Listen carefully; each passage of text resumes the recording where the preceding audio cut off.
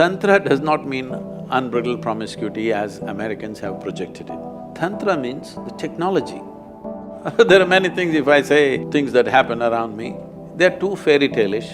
Suddenly, you become like, life is a play, it's no more a struggle.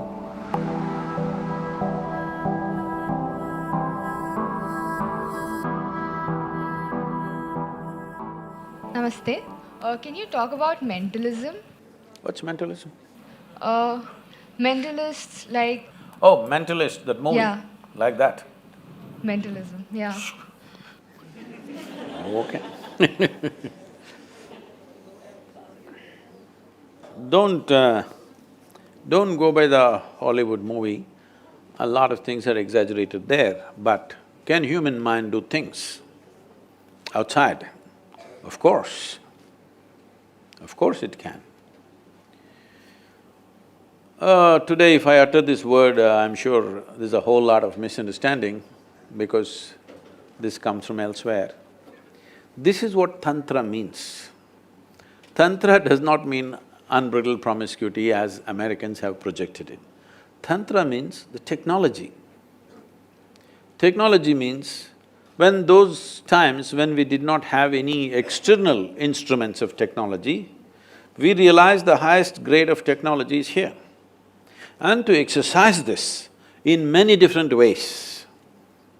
Now, if we want to see outside that door, we need a periscope.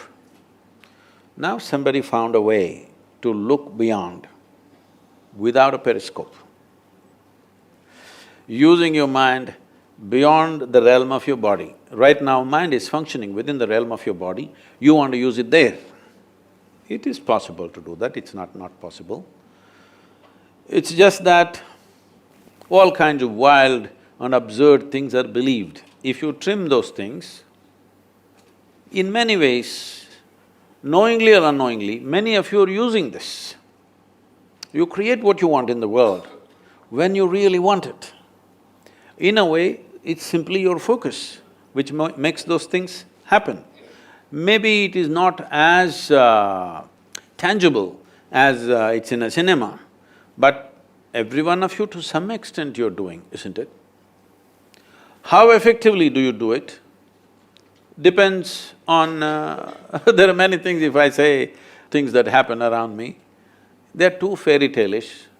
I wouldn't believe such nonsense if anybody told me, so I won't tell you, because I don't want you to believe or disbelieve those things. But every day people around me witness things which they think is nothing short of a miracle, but there's no miracle. Life is a big miracle.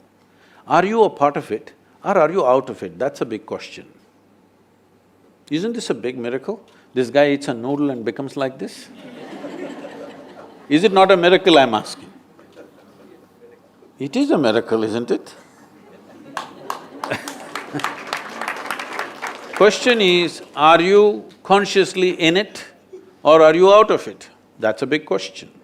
If you're in it, see, if you use any thought, this is… well, he was asking how do we do it in the beginning. Suppose you generate a thought. Have you noticed this? Suppose you generate a thought and then you invest your emotion in this thought, suddenly this thought becomes boom. Huh? Yes or no? Right now, I generate a thought, oh, she's such a wonderful person. But now I invest my emotion into that thought. Now suddenly, you are not just another person to me, you're something else to me. Is it reality or no? Just because you invested your emotion into your thought, now there is a next thing. If you invest your life energies into it, consciously, suddenly this will become something else altogether. Suddenly, you become like, life is a play, it's no more a struggle. Because miracles are always happening, you put a little seed, it becomes a tree, he eats a noodle, he becomes a man. I'm saying this is happening to… it's happening all the time, just see. You put filth into the root, just see, it becomes fragrance. Is this not miracles and miracles all over the place?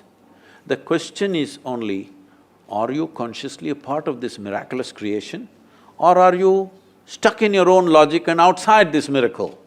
That's all the big difference is.